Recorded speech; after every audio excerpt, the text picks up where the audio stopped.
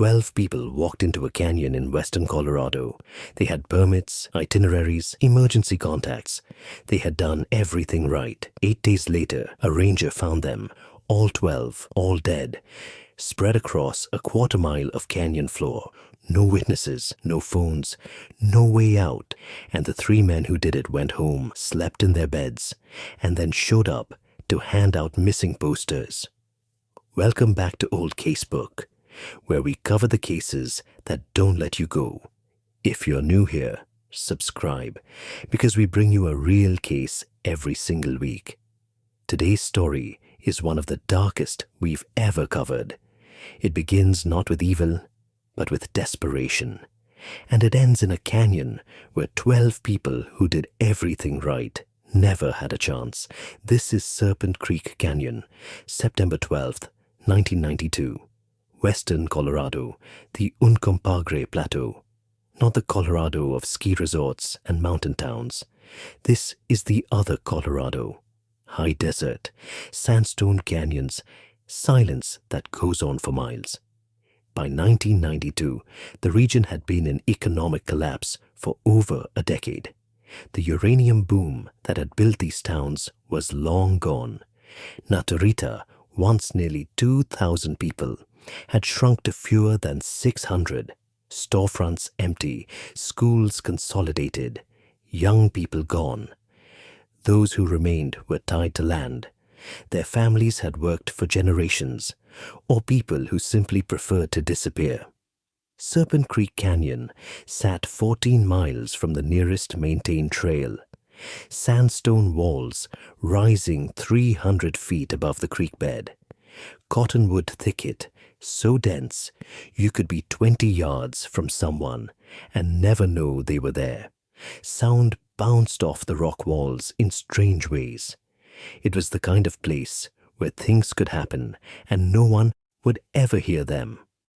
By fall of 1992, someone knew that. Russell James Vickers, 34 years old, eldest son of a ranching family that had worked the same 200 acres outside Naturita since the 1940s. Good student, football player, a conventional path until the mid-80s, when the ranching economy collapsed and foreclosures swept the entire region. The Vickers family lost their land in 1987. Russell's father, unable to accept it, died by suicide less than a year later. By 1992, Russell was accumulating debt. He had a wife, a daughter, and no way forward. His younger brother Curtis, 29, was worse. Methamphetamine paranoia, a trailer outside town, quick to anger, loyal to the point of recklessness. And Michael Hobart, 38, had known the Vickers brothers since childhood. No steady income, no family, living in a camper on a cousin's property, the one who always seemed to know where money could be found. In the summer of 1992, all 3 were drowning. Russell owed more than $8,000, facing eviction. Curtis was about to lose his truck. Hobart had been given a deadline to start paying rent or get out. A mid-level distributor named Eduardo Selinus needed someone to pick up a drug shipment in the backcountry. Methamphetamine and cocaine, collected and transported north to Grand Junction. The pay, $15,000, more than Russell could earn in 6 months. One trip, Curtis said. No violence, no direct contact with anyone. Russell had misgivings. He knew exactly what this was. He also knew his family depended on him. He agreed. September 10th, 1992.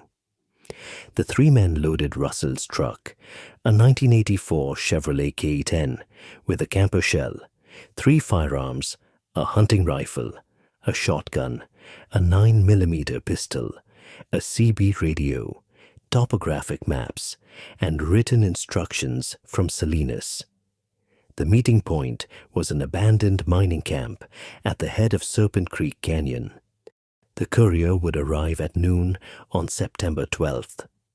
They drove out that evening, set up camp in the clearing, built a fire, and waited. They had no idea that 12 other people were already descending into that same canyon. The first group, 7 experienced hikers from Boulder, 2 married couples, 3 others, ages 27 to 41, permits filed, gear checked, experienced and prepared. The second group, 5 college students from Fort Collins, ages 19 to 23, last trip before the fall semester, less experienced but fit, enthusiastic, and ready. The 2 groups met at a trail junction on the morning of September 11th. They compared maps, found they were heading in the same direction. Thomas Aldridge, an engineer from Boulder, suggested they travel together for safety and company. Everyone agreed. By mid-afternoon on September 11th, all 12 had descended into Serpent Creek Canyon and made camp near a series of creek pools, 3 miles downstream from where Russell, Curtis, and Hobart were waiting. The hikers had no idea anyone else was there. That evening, Rebecca Haynes wrote in her journal, "This place feels timeless. No sound but wind and water. Hard to believe we're only a few hours from civilization. She would be dead in less than 24 hours. September 12th, noon. The courier didn't arrive. Russell tried the CB radio. No response. Hobart said to wait another hour. Curtis wanted to leave. By mid-afternoon, it was clear no one was coming. Russell tried the radio again. This time, someone answered. Not Salinas. A voice he didn't recognize. The man called himself Marco. He said the courier had been stopped at a checkpoint near Dove Creek. The shipment had been seized. And then, Marco's voice went cold. He said Salinas held them responsible for the loss. They now owed $40,000, 2 weeks to pay. Then the transmission ended. Curtis said it out loud. We're done. For 2 hours, the 3 men sat in that clearing, trying to find a way out of a situation with no exit. They couldn't run. Russell had a wife and daughter. They couldn't pay. $40,000 in 2 weeks was impossible. They couldn't go to the police. They had already confessed to involvement in a drug operation. At 4:30 in the afternoon, Curtis heard voices. He froze, moved back to camp, told Russell and Hobart. All 3 grabbed their weapons and went to the edge of the clearing to look. Through the trees, 12 hikers, moving up the canyon, talking, laughing, completely unaware of what they were walking toward. The logical move was to stay hidden and let them pass. But Hobart, whose paranoia had been building all day, said something that changed everything. He suggested the hikers might not be hikers at all, that they could be scouts sent by Salinas to watch them.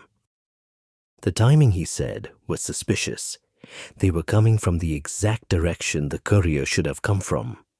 Curtis initially dismissed it, but Hobart kept pushing, and Russell, exhausted and frightened, raised a separate concern. If the hikers saw their truck, their camp, and later reported it to the sheriff, it could tie them to the failed drug operation. Even if the hikers were completely innocent, their presence was a risk. At approximately 5 p.m., 2 lead hikers entered the clearing. They stopped, looked around, began discussing whether to camp there, then started walking back toward the others. That's when Curtis made his decision. He stepped into the clearing, shotgun raised, and shouted for them to stop. Thomas Aldridge raised his hands immediately. Rebecca Haynes stepped back. Curtis ordered them to the center of the clearing. Russell and Hobart emerged from the trees, all 3 armed, all 3 visible. Within minutes, All 12 hikers were gathered in front of them. Russell spoke first, calmer than his brother. He said they'd entered a restricted area, asked if they'd seen anyone else, if they had radios.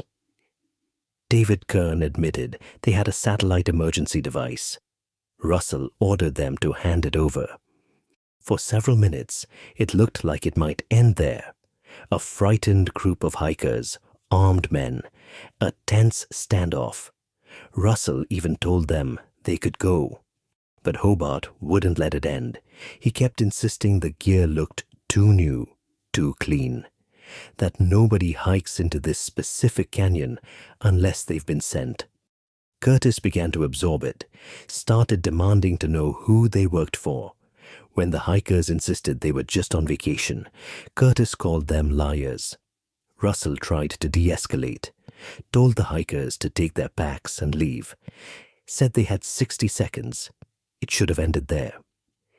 Then a 20-year-old college student named Emily Sanderson asked a single question. She asked if they could have their emergency device back. She explained they were 3 days from the nearest road. If something went wrong, an injury, a medical emergency, they'd have no way to call for help. Curtis interpreted it as defiance. He stepped forward and struck her across the face with the stock of his shotgun. She fell, bleeding. Jason Porter moved to help her. Curtis swung the weapon toward him.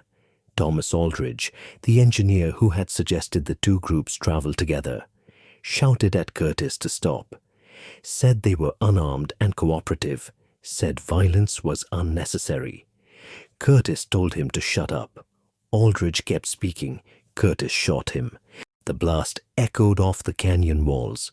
Aldridge collapsed, dead within seconds. The screaming started. Some hikers dropped to the ground. Some ran. Hobart, convinced now they were under attack, raised his pistol. And that was it. The threshold was crossed. What followed was not a coordinated execution. It was a collapse. 40 minutes of chaos and gunfire in a canyon where the sound had nowhere to go. Rebecca Haynes shot while kneeling over Aldridge's body. Jason Porter shot trying to help Emily Sanderson. Brian Castillo hit while crawling toward the tree line. Michael Torres shot in the back 30 yards from the clearing. Anna Dilkwa, a teacher from Boulder, pleaded. She said she had children. She said her family didn't know where she was. She would do anything. Curtis looked at her for a long moment, then shot her in the chest. Sarah Lynn was 19 years old. She had hidden behind one of the collapsed mining structures, pressing her hands over her mouth to stay silent. Hobart found her, called out to Curtis. Curtis walked over, looked down, and fired.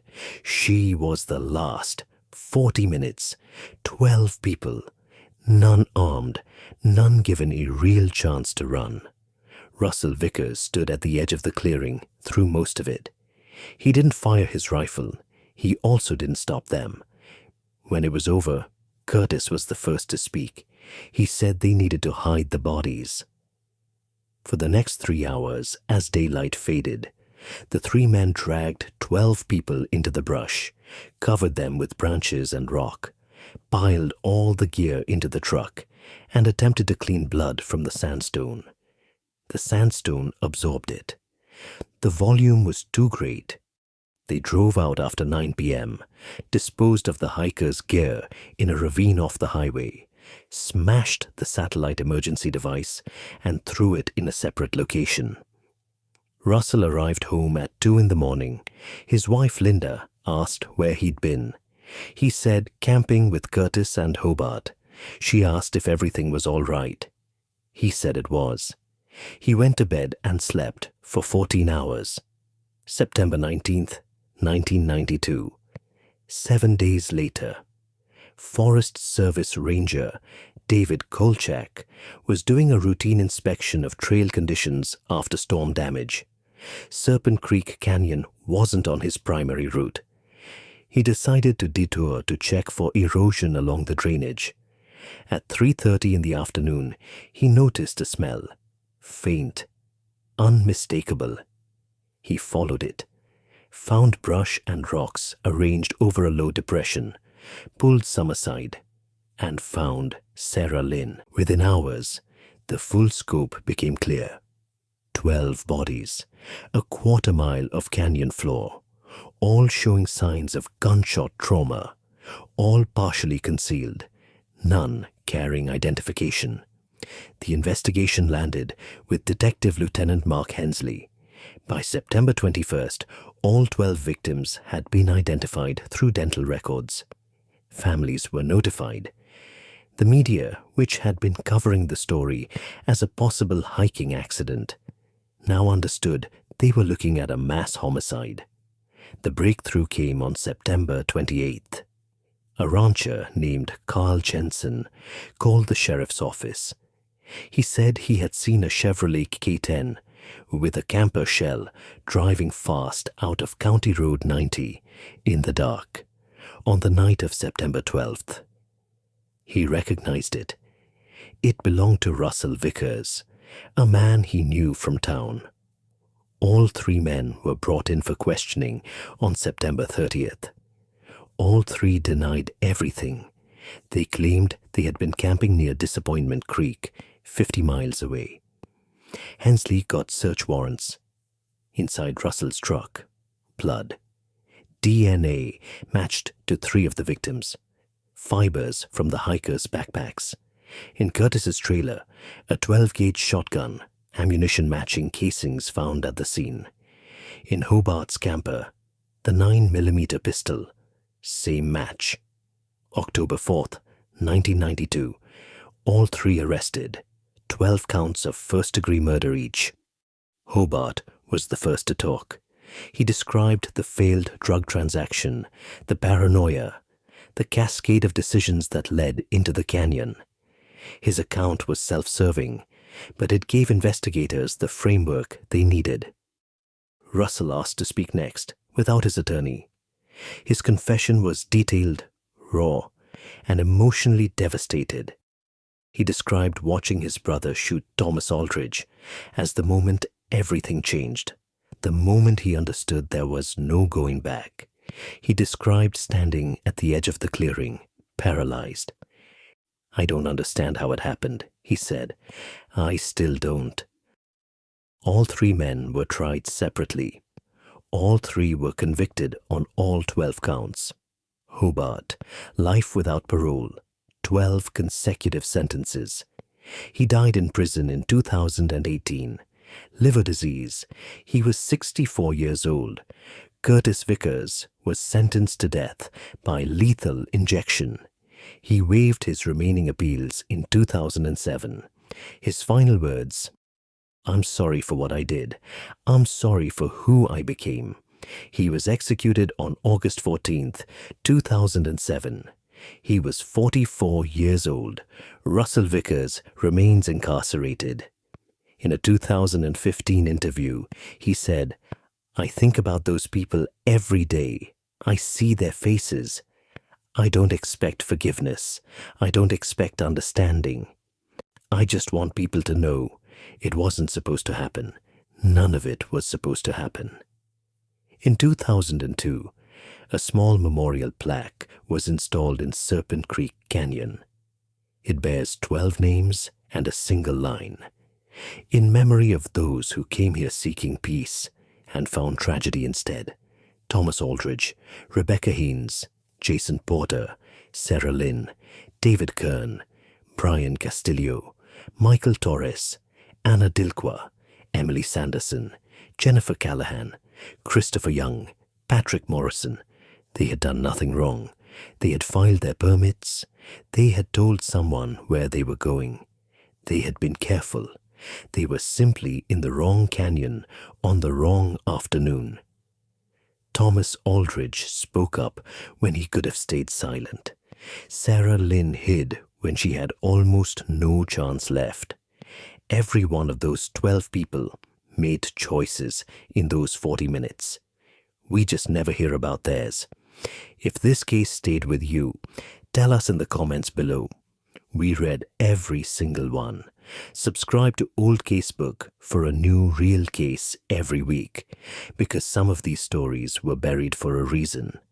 And the deeper you go into them, the less they feel like accidents.